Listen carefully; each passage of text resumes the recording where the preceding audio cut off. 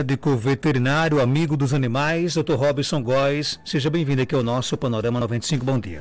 Bom dia, Marcos. Bom dia, ouvintes. Prazer estar aqui mais uma vez, Marcos. O tema de hoje é super difícil de pronunciar, né?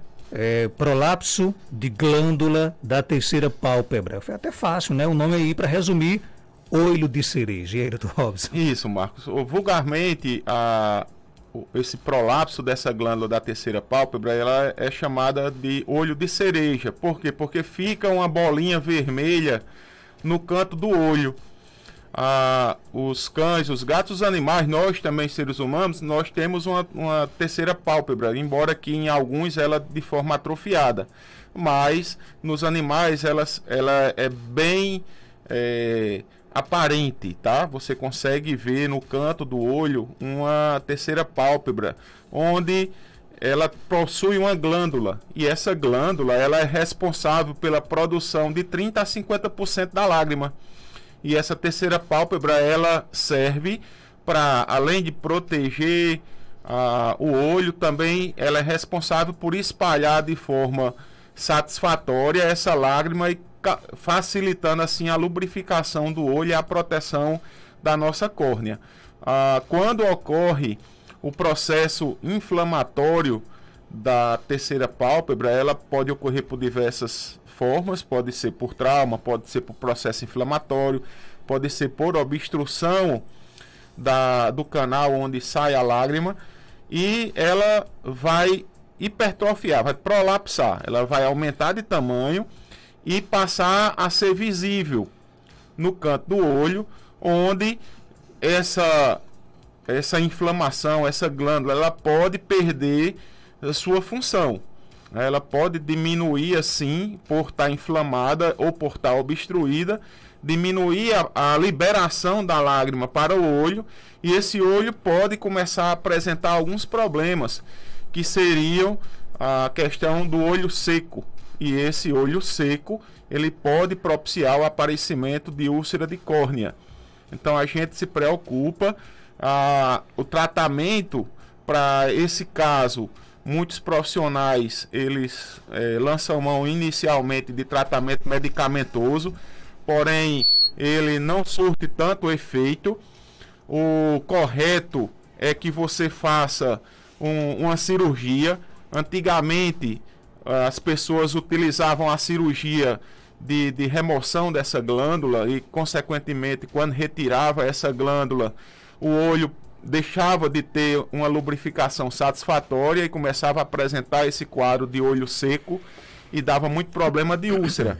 Então, as pessoas que estudam essa parte cirúrgica optaram por fazer o sepultamento da glândula da terceira pálpebra. Então, o que é isso? Você faz uma cirurgia e reposiciona essa glândula, sepultando ela. Vamos falar no popular, enterrando ela lá no cantinho do olho, no local onde era para ser. O grande problema dessa cirurgia é que a sutura, né, o fio que você vai usar, a sutura que você vai usar tem de ser uma sutura muito bem feita para que o fio não fique batendo no olho e, consequentemente, não cause um processo irritativo, uma lesão na córnea, causando uma úlcera de córnea. Mas é um procedimento hoje feito nas clínicas veterinárias, feito pelos médicos veterinários, com bastante sucesso, e fica de forma satisfatória a questão dessa cirurgia, da reparação do prolapso da glândula da terceira pálpebra. Ela é mais comum em cães, esse problema. Em gato existe um problema parecido, né, que está atrelado aí a síndrome de Horner, que é um problema na questão do sistema simpático, no sistema de inervação dessa pálpebra. E ele começa a ficar protuso, né? Não é a protusão, ela vai ficar relaxada, cobrindo muitas vezes o olho. E em gato, se isso acontecer, se você estiver vendo como se fosse uma pasta no olho, né? Que é uma pálpebra cobrindo o olho do gato, isso aí é um outro problema, é uma doença da terceira pálpebra, que você deve procurar imediatamente também um médico veterinário. Quando a gente fala do prolapso da terceira pálpebra, sempre eu oriento os meus clientes. Se seu animal apresentou um prolapso da glândula da terceira pálpebra, procure imediatamente um médico veterinário. Porque você pode, se você ficar esperando essa bolinha voltar para o lugar, se você ficar esperando ela voltar por si só, pode ocorrer ali um ressecamento, o animal pode coçar com o pé e causar uma laceração nessa glândula, assim comprometendo cada vez mais o quadro, que é um quadro de reparação cirúrgica e não medicamentosa. Aqui no nosso WhatsApp, 992053030, já tem muitas perguntas chegando. Dr. Robson, o que é mastocitoma? É um câncer de mama? Não necessariamente câncer de mama, Marcos, porque o mastocitoma ele pode ter em várias partes do corpo, tá? Ele é um câncer, a gente tem de fazer aí a investigação. A maioria desses cânceres você faz ele com remoção com margem ampla, dependendo da região você tem de fazer com margem de 3 a 5 centímetros. Aí vai depender muito do local onde é essa neoplasia, né, esse câncer, e se já tem a presença ou não de metástase, para que você possa estar fazendo a cirurgia e, consequentemente, orientando esse paciente para ir para um médico veterinário oncologista e ver a possibilidade de fazer o tratamento de quimioterapia. Outra pergunta chegando, Dr. Robson, qual suplemento é bom para articulação, para os pelos e para abrir apetite? Veja só, suplementos existem diversos, você tem de ver qual o objetivo que você quer nesses suplementos. Aí nós temos aí, para articulações tem diversos, entre eles o sulfato de condroitina, é um produto bastante utilizado pelos médicos veterinários, mas problemas articulares, muitas vezes, Marcos, eles não são de desgaste ou de carência da questão articular, né? da questão da cápsula, né? Articular, você tem de avaliar o que é que está causando esse desgaste, se é um problema infeccioso, se é um problema genético, né, hereditário. Aí tem de ver. Nós temos principalmente pacientes que têm aí displasia coxofemoral, que fica por atrito ocorrendo o desgaste dessa cabeça do fêmur, e que muitas vezes o tratamento ele não é medicamentoso. Então tem de fazer uma avaliação. Quanto à questão dos suplementos, aí que ela pergunta, tem diversos para abrir apetite, tem de saber o porquê que esse animal não está se alimentando. Será que é por falta de vitamina para você abrir um apetite do animal? Ou é em virtude de um problema que ele tem na boca, está com um dente infeccionado? Ou é porque a ração não é saborosa e ele não gosta da ração? Então tem de fazer todas essas avaliações. Por quê? Porque nem sempre os suplementos, nem sempre as vitaminas, elas são quem vão reparar o quadro clínico que o animal está apresentando. Tem mais perguntas chegando, bom dia. Bom dia, eu vou Alfredo de Santa Cruz. Eu queria saber, doutor Robson, eu estou com um cachorro aqui doente, depois de uma brincada ele deu com outro, aí ele está sem poder comer, babando muito. Nem água ele consegue beber. Eu poderia fazer o remédio que eu poderia dar a ele? E aí, doutor Robson? Olha, essa questão de animal que saliva, aí ele fala que ocorreu uma briga, né? A gente fica difícil definir, Marcos, uma medicação, porque pode ter existido aí diversas possibilidades. Uma fratura, né, no maxilar, uma fratura na mandíbula, pode ter ocorrido uma lesão aí em um dente, né, na briga, na mordedura, pode ter uma laceração na boca desse animal, e ele pode estar aí com também, em virtude da briga, com a lesão em qualquer outra parte do corpo, e que está aí com um quadro infeccioso. Se ele está babando, sugere-se que ele tem uma lesão na boca, mas tem de ser avaliada por um médico veterinário. Minha indicação aí é que o senhor procure um médico veterinário para que possa ser feita aí o exame necessário, uma avaliação dessa boca para poder entrar com a medicação adequada. Outra pergunta, doutor Robson, eu tenho um poodle, ele tem 3 anos, só pesa 4 quilos e 200 gramas. Esse peso é normal? Ele come bem. Na semana passada fiz um hemograma completo, deu tudo bem. Olha, a questão de peso do animal vai depender muito do porte. Se você tem um animal de um poodle, você pode ter um poodle toy que pese 2 quilos e você pode ter um poodle que pese 20 quilos. A raça não é parâmetro para que você determine o peso do animal. Eu sempre gosto de falar, Marcos, do score corporal. Então, o que seria isso? Como está o corpo do animal, a gordura, o score corporal dele. Se você tem um animal que você não consegue palpar os ossos, que você aperta e não consegue pegar nos ossos dele, é um animal que está obeso. Então ele está com score corporal 4,5, 5. Se você tem um animal que você, quando palpa nele, você vê ele carnudo, vê ele com score corporal bom, ele vai estar entre 3,5 e 4, que é o score corporal que nós desejamos. Se você olha para um animal e só vê ele carne e osso, né, só pele e osso, aí você vai ter um score corporal aí em torno de 2, que quando você pega na pele dele, você já bate no osso. Então isso daí que é o parâmetro que a gente usa. O score corporal ideal é um score corporal entre 3,5 e 4. Tem mais perguntas? Bom dia. Bom dia, Marco. Marco, é Geni aqui do sítio Juazeiro. Enviei essa foto desse meu cachorro. Apresentou escor na orelha do bichinho. Aí você mostra aí pro veterinário para saber o que é. Porque tá bem inchada a orelha dele. Secado de fazer uma consulta. Se tem injeção para esse coisa na orelha dele, que eu não sei o que é. Apareceu isso, a gente pensava que era um bicho, mas era para ter coisa, para uma base de uns 2 meses que ele tá assim. Guerito Robson. Isso que a senhora manda a foto aqui, isso é um otohematoma. O que é isso? Essa orelha ficou inchada em virtude de um sangramento, que um vaso sanguíneo aí sangrou para entre a cartilagem e a pele. Então ficou no subcutâneo, causando o que nós chamamos de otohematoma. O tratamento disso aí é um tratamento cirúrgico.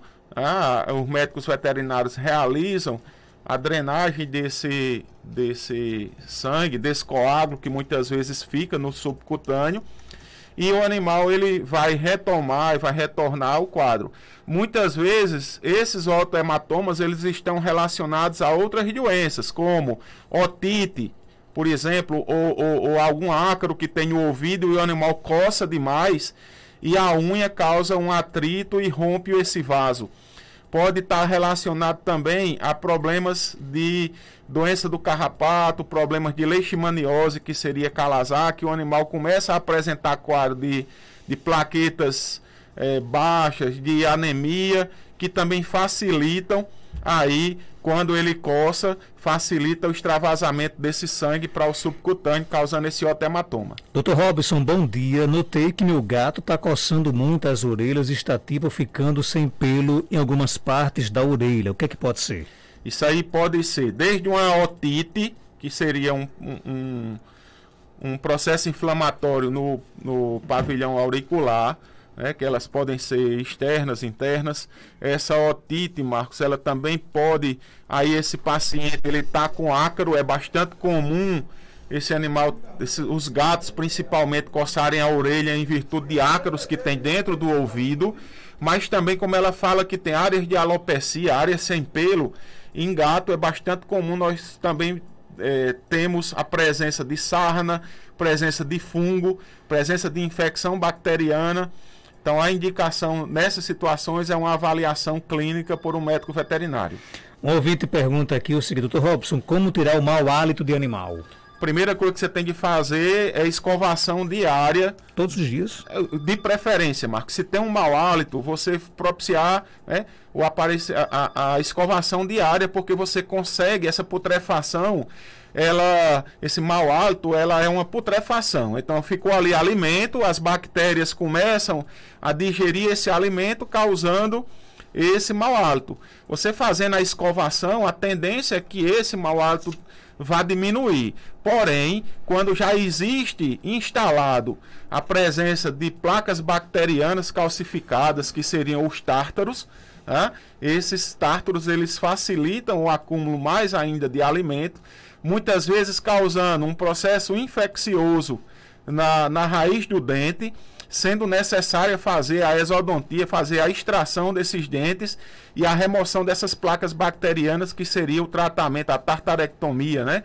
O tratamento dessas placas bacterianas.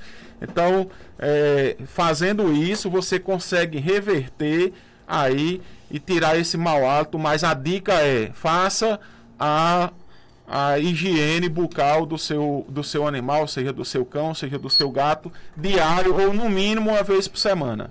Mais pergunta aqui chegando, que dicas você daria para que o meu animal voltasse a comer comer ração, aliás? Uma dica simples, essa dica. Veja só, se o seu animal é acostumado a comer comida caseira e você quer introduzir a ração, eu indico inicialmente você triturar a ração. Você tritura a ração, faz ela o máximo de pó possível e você começa a misturar essa ração na comida caseira, porque ele vai começar a ter a palatabilidade, vai começar a ter o gosto, né, da ração na comida caseira que ele é acostumado. À medida que você for fazendo essa transição, você vai aumentando o tamanho do grão, até que ele consiga mastigar dentro da comida caseira a ração dura. Posteriormente, você vai diminuindo o volume de comida caseira e aumentando o volume a cada 2 dias, o volume de ração, até que ele possa estar comendo 100% a ração. É uma dica, Marcos, que todos os clientes dizem a gente que consegue de forma satisfatória fazer com que o animal volte a comer, né, ou coma a ração. Você mistura a ração triturada com o alimento normal? Com o alimento normal. Por exemplo, o animal é acostumado a comer só comida caseira. Então, o que é que você faz? Você pega a ração que você quer introduzir, tritura ela no liquidificador e faz ela em forma de pó. E depois você vai aumentando o grão e aumentando a quantidade de ração a cada 2 dias. E você vai diminuindo a comida caseira até que ele se acostume de forma natural. E quanto tempo depois você tira a comida de panela e deixa só a ração? Geralmente leva em torno de 10 dias, 12 dias para que você possa fazer essa transição de forma satisfatória. Isso tranquilamente. Tranquilamente, né? sem menor, a cada 2 dias você vai fazendo as mudanças. Consequentemente, ele se acostuma sem menor problema. Ele não vai ter mais nem saudades. Rapaz, saudade aí, coisa boa, Marco. A gente tem saudade até. Coisa boa, a gente tem saudade até o fim da vida, né? Ok, tem mais pergunta aqui chegando. Dr. Robson, onde é que eu consigo adotar um animal? Olha, você consegue adotar um animal em diversos locais. Tem pessoas que postam todo dia nas redes sociais animais para adoção. E existem também animais que estão nas ruas, sendo animais que estão nas ONGs, que você consegue. Tem pessoas aí, diversos cuidadores que tem. A única dica que eu dou se você for adotar um animal, primeiro você tem de fazer uma quarentena. Você tem de, primeiro, procurar um médico veterinário para que possa ser feito exames, para que você não esteja adotando um animal já doente. Você vai ter depois que fizer esses exames, pedir a orientação do médico veterinário. Ele vai lhe orientar quanto à questão de alimentação, quanto à questão de vacinas, vermifugação. Então, essa primeira consulta na adoção, ela é muito importante, Marcos, porque a gente observa no dia a dia da clínica que pessoas adotam os animais de forma carinhosa, né, de forma espontânea, e que muitas vezes abandonam esses animais nas ruas novamente por algum problema, ou esses animais, ao chegarem no domicílio, adoecem de alguma doença, seja uma verminose, seja uma sarna, seja uma sinomose, uma parvovirose, e muitas vezes vão a óbito, causando um desconforto, né, causando muitas vezes um trauma para essas pessoas que adotaram. Então isso daí é de fundamental importância. Quando você for adotar um animal, que seja na ONG, nós temos em Caicó a Ampar, nós temos em Caicó aqui a Capan, Adote um Cão, Adote um Amigo, tem várias associações, várias ONGs que estão hoje aí distribuindo, cuidando desses animais e fazendo com que você possa fazer a adoção. É bom você falar sobre isso, de também ter cuidados principalmente em saber como é que está a saúde do animal que você está adotando, né? Justamente, porque isso aí pode lhe causar um trauma, não apenas para você, mas também para as pessoas que estão no convívio familiar. Já que aquele animal ali, aquele cão, aquele gato que está sendo adotado, ele vai passar a ser um ente familiar. Então pode, se ocorrer aí uma doença ou uma morte, pode causar um trauma em uma criança, pode causar um trauma em uma pessoa, pode transmitir doenças, Marcos. Os animais transmitem zoonoses, né? Que são doenças dos animais transmitidas para os seres humanos. E você tem de ter esse cuidado para você não estar introduzindo muitas vezes dentro da sua casa um animal que você vai querer bem, mas que ele já esteja com uma doença que muitas vezes é incurável. Ok, tem mais pergunta aqui chegando no nosso WhatsApp. O ouvinte, vamos lá colocar. Bom dia. Bom dia, Marcos. Já pergunta aí ao doutor que se dá banho em cachorro com quanto, se é toda semana, se é uma vez por mês. E o meu é adotado. E tá caindo o pelo. O que é que é? Ele já tomou as vacinas da virose, já tomou a vacina da raiva, todas as vacinas. Corta a roupa, mastiga tudo. O que é, pode ser. Bom dia a todos. Então, um danadinho, né, cara? Bom dia. A senhora fez várias perguntas ao mesmo tempo. Eu vou procurar responder de trás para frente, Marcos. Pela idade que pelo que ela fala que já tomou as vacinas de virose, a vacina de raiva, eu acho que esse animal ele deve estar e foi adotado. Parabéns por a senhora ter adotado. Eu acho que esse animal ele deve estar aí oscilando em torno de 5, 6 meses de idade, pelo que ela apresenta aí.